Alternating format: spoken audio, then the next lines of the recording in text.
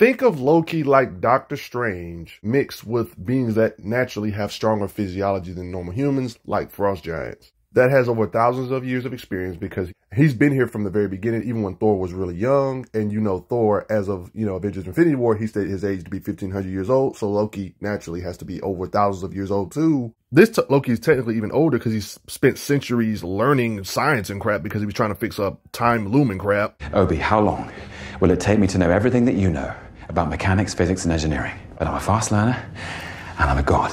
Centuries. I'm not questioning your surprisingly advanced engineering skills, but maybe Obi should test that thing first. He has superhuman reflexes. He caught this arrow mid-flight.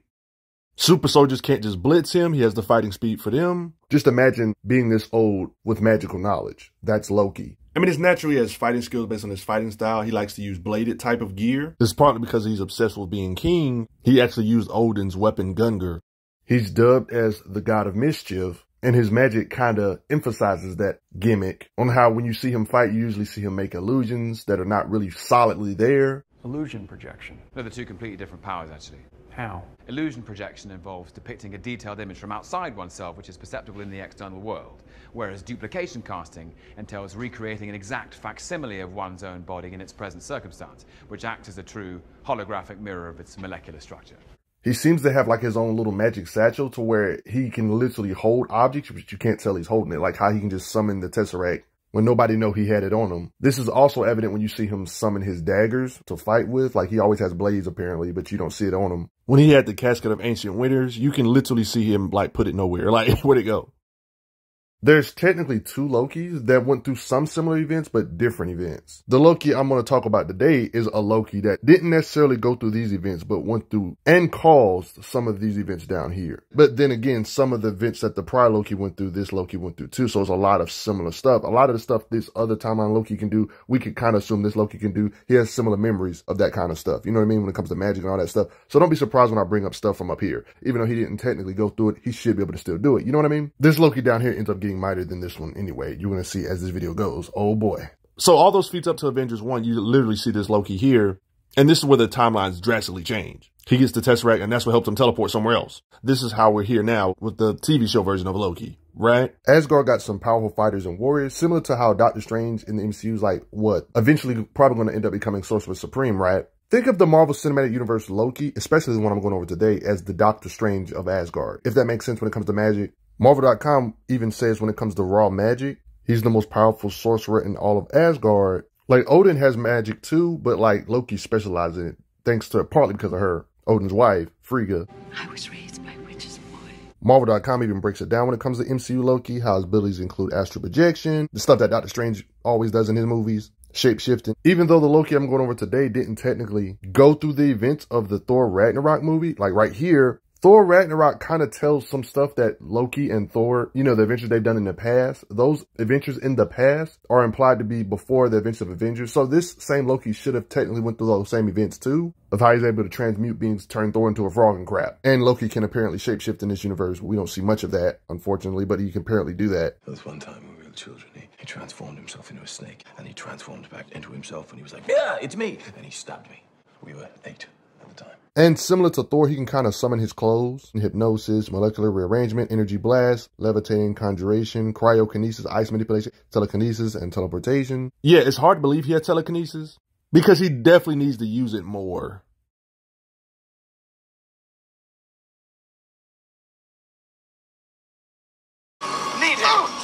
Telepathy, like on some Professor X type stuff, to see into your memories, mystically imbue objects, and create rifts between dimensions.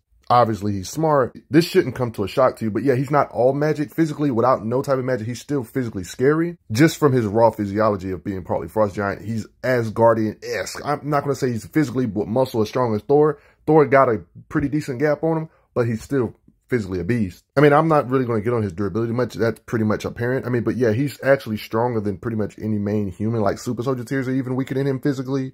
Little small moments like this, how people can't get out of his grip. We've seen Captain America hit him and he doesn't even flinch. They literally spam bullets at him. He eats it. Like, he did get manhandled here, but let's be honest. If super soldiers got slammed this many times by the Hulk, they would have been literally murdered. This is how super soldiers get treated by Hulk. One hit. So yeah, Loki's more durable than super soldiers. Look how he tosses humans, just to give you a taste of his physical muscles without even adding in his weapon summons or his just dagger stabbing you. And due to his nature, these frost giants try to use their icy touch to Loki. It doesn't work. It just turns his skin blue, like his true form. Magical beings that are similar to himself, like a female version of himself from a different universe, a variant of himself, they try to enchant Loki with mind hacks type stuff, but Loki's resistant to this kind of stuff. You're trying to enchant me. It won't work. No, because my mind is too strong. Feats like this easily go unnoticed, but yeah, he stopped a part of a building from falling on him with telekinesis magic, I'm assuming. Stuff like this would imply he can lift thousands of tons. I think we can all assume Loki used enchanted knives. Knives so mighty, probably in combination with his physical strength and stuff, probably with magical imbution or something like that. Look at his blade strikes against frost giant beings that probably have stronger ice than average ice. His knives can actually stab and pierce durable beings like Thor, even though I would give Thor the physical strength advantage, but like stuff like this, it's like one could say his equalizer.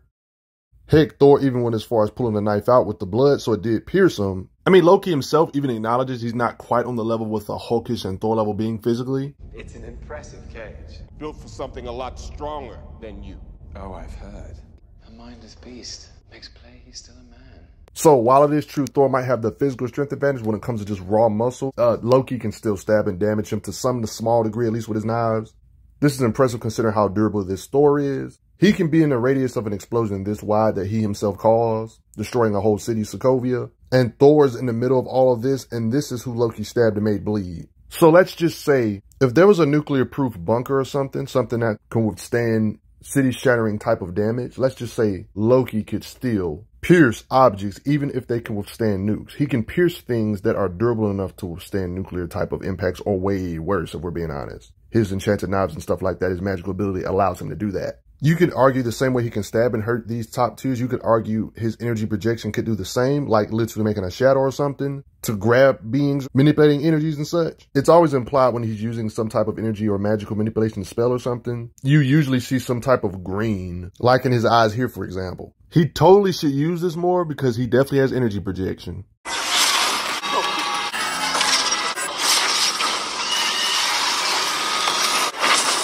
It makes you wonder in this occasion with Thanos, would this blade have actually pierced Thanos? Part of me thinks it probably could have pierced Thanos due to his godly nature and how his weapons can pierce Thor. You see what I mean? This would have been right to the neck. What do you think? If you agree that this would have pierced, if you're one of those people, that's a big if. If you're one of those people that agree this would have pierced Thanos, you kind of pretty much saying Loki could technically pierce MCU Hulk. I mean, technically the Loki I'm going over today didn't go through these events, but I don't see no reason why the Loki I'm going over today wouldn't be able to do that if he was in that situation. This Loki got mixed into another timeline before he even got to go through these events. That's the only main difference. I mean, these ain't just no normal blades that Loki be cutting you with. You know his knives are magically imbued. When you see like him clash with another version of himself, a female Loki, you see like a green aura around it. We technically didn't see this happen on screen, and we don't know how Loki did this. We don't know if he did it with prep time. We don't know if he did it while Odin was asleep or off guard. Loki apparently was able to affect Odin. An alternate timeline Loki did this, of course, not the one in this video, but I think it should apply still. In the events of Thor Ragnarok, it was revealed that Loki enchanted the mightiest Asgardian, made him lose his power and lose his memory, and he was helpless. He stole the throne, stripped Odin of his power, stranded him on Earth to die. Sure, we don't know the context on how he was able to do this to Odin, but I just think it's cool that his magic with prep time or whatever can affect beings this top tier, high tier Asgardians like Odin, despite him not being on a level with him in raw power at this point in time. Usually when it comes to mind manipulation type magic and stuff like that, the stronger you are, the more you can resist. They was able to enchant this being known as Alive, a being that was weaponized by Kang himself, of course, to stop the multiversal war. This was a team effort, one could say, but the fact their magic can affect these type of beings in any kind of way is impressive, I would say. I mean, he's a transdimensional being that can devour branches of timelines, which have universes in it. Like this is how they depict the timelines. They show the stuff we're used to in the universe, like black holes, suns, stars, planets, galaxies, all that stuff we're used to. And all of this stuff is in an actual timeline. And you're telling me like Alive can eat stuff like this, like a line that has the universe in it and stuff. Like that's how they depict it. Throughout the events of Loki Season 2, his series, he evolves, gets this time-slipping ability. This isn't the first time we've had this conversation. How did you know? I know about the slipping. And who do you think paved that road? He who remains. Bingo. Here you were, slipping through time. Essentially allowing him to actually freeze time himself. And he who remains is impressed. This new power in this Loki series essentially makes Loki ridiculously powerful, like Omega walking hacks, basically. Because there's this device known as the temporal loom. Okay, it's literally holding timelines in it. Okay, there's this thing known as the sacred timeline. If it gets overflowed with other branches, it automatically deletes the ones that's not supposed to be there. Like, think about a timeline being like this. That's one universe. And then another timeline. That's one universe. And then another one. And then another one. And if it's too many, and if it goes outside the range, it would just get deleted as a failsafe. You see? Yeah, don't ask how a version of somebody was so smart to where they can literally hold timeline. They made a device to hold literal timelines, like the whole concept of it. That's crazy. I mean, I'll just let Kang explain it the best he can for you real quick. You're having some problems with the temporal loom. The temporal loom is a failsafe. When the loom is overloaded with branches, it deletes the ones that aren't supposed to be there. Everything except the sacred timeline. I'll change the equation. I'll break your loom. I'll break your loom. I'll break your loom. But the loom prevents a brutal war where nothing survives, not even the sacred timeline. You want to break the loom? What do you think would happen to your friends? I made the tough choices. That's why I get the big chair. I keep us safe. In a weird way, Loki essentially becomes He Who Remains. We see him use his green energy, probably thanks to him being full control of his time slip, and he can do stuff like this and mess up the whole sacred timeline loom, temporal loom, literally physically grab the pieces of the timeline, like literally in his hands, then imbue it. He essentially literally physically grabs actual timelines, it appears, and he's apparently the one holding it all together to keep it stabilized and to keep it from deteriorating. And due to his Asgardian, background, he kind of forges it in like a Yggdrasil tree type of fashion. Like in this angle here, it kind of looks like the Yggdrasil. You see how they did that? Making a new timeline, tree of life, holding it together. And every time it's talked about, like even in the TVA, this time place, they even kind of reference this tree that's because of Loki holding this timeline stuff together. Naturally, when it comes to, universes and timelines being structured with a machine, there's going to be a lot of energy being released all the time. So being near this stuff is catastrophic. So off rip, Loki can't be normal being near all this stuff. Just to give you a visual perspective on what we're talking about, like this is all the stuff that's contained in one timeline. Galaxies, stars, suns, black holes. All of this is in one of these strands because of his ability to be outside of time itself. This line is a literal universe. I can rewrite the story. We're outside time.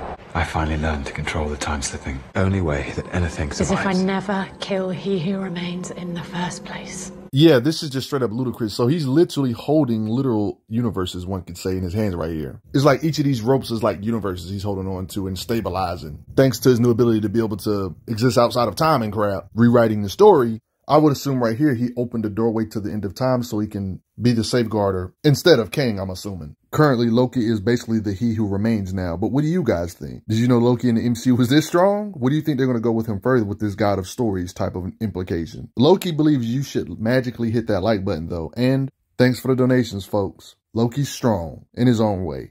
I'm glad you are enjoying your time on the channel. Make sure you check out the playlist on the channel to see other How Strong videos. If you like what this channel is offering, make sure you hit that subscribe button, and I will see you guys later.